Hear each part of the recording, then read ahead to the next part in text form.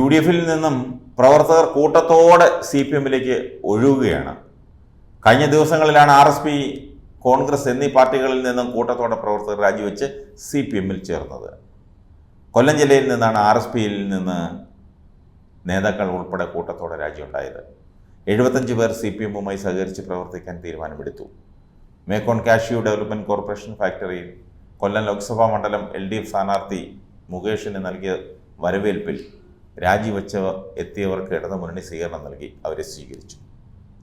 RSP Kundara മണ്ഡലം committee അംഗവും UTUC ജില്ലാ കമ്മിറ്റി അംഗവും കാർഷിക സമിതിയിൽ NK പ്രേമേന്ദ്രൻ MP-യുടെ പ്രതിനിധിയുമായ മധുസൂദനം പിള്ളയുടെ നേതൃത്വത്തിലാണ് ഇവർ CPM-നൊപ്പം അണിചേർന്നത്.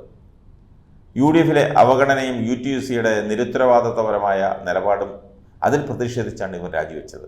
മുകേഷ് തൊഴിലാളികൾക്ക് പതാക കൈമാറിയും രക്തഹാരം അണിയിച്ചും സ്വീകരിച്ചു. അതേസമയം അരുവിക്കരയിൽ കോൺഗ്രസിൽ നിന്നാണ് കൊഴിഞ്ഞുപോയത്. ആറ്റിങ്ങൽ പാർലമെന്റ് മണ്ഡലത്തിലെ അരുവിക്കര നിയമസഭാ മണ്ഡലത്തിൽ കോൺഗ്രസ് നെടുമങ്ങാട് ബ്ലോക്ക് സെക്രട്ടറിയും അരുവിക്കര മണ്ഡലം രൂപീകരിച്ചതു മുതൽ അരുവിക്കര ബ്ലോക്ക് സെക്രട്ടറിയുമായി പ്രവർത്തിച്ചിരുന്ന പ്രിയദർശന്റെ നേതൃത്വത്തിലുള്ള സംഘമാണ് കോൺഗ്രസിൽ നിന്ന് രാജിവെച്ച് CPM-നൊപ്പം ചേർന്ന് പ്രവർത്തിക്കാൻ തീരുമാനിച്ചത്. സംസ്ഥാനത്തിൻ്റെ വിവിധ ഭാഗങ്ങളിൽ നിന്ന് നേതാക്കന്മാരും പ്രവർത്തകരും കോൺഗ്രസിൽ നിന്ന് കൊഴിഞ്ഞു പോവുകയാണ്. ഈ തെരഞ്ഞെടുപ്പ് കാലത്ത് ഇങ്ങനെ പ്രവർത്തകർ കൊഴിഞ്ഞു പോകുന്നത് പാർട്ടിക്കും മുന്നണിക്കും ക്ഷീണമാണ്. സമൂഹത്തിൽ അത് തെറ്റായ സന്ദേശം പ്രചരിക്കും. BJP-യിൽ നിന്നും പ്രവർത്തകർ CPM-ൽ എത്തുന്നുണ്ട്.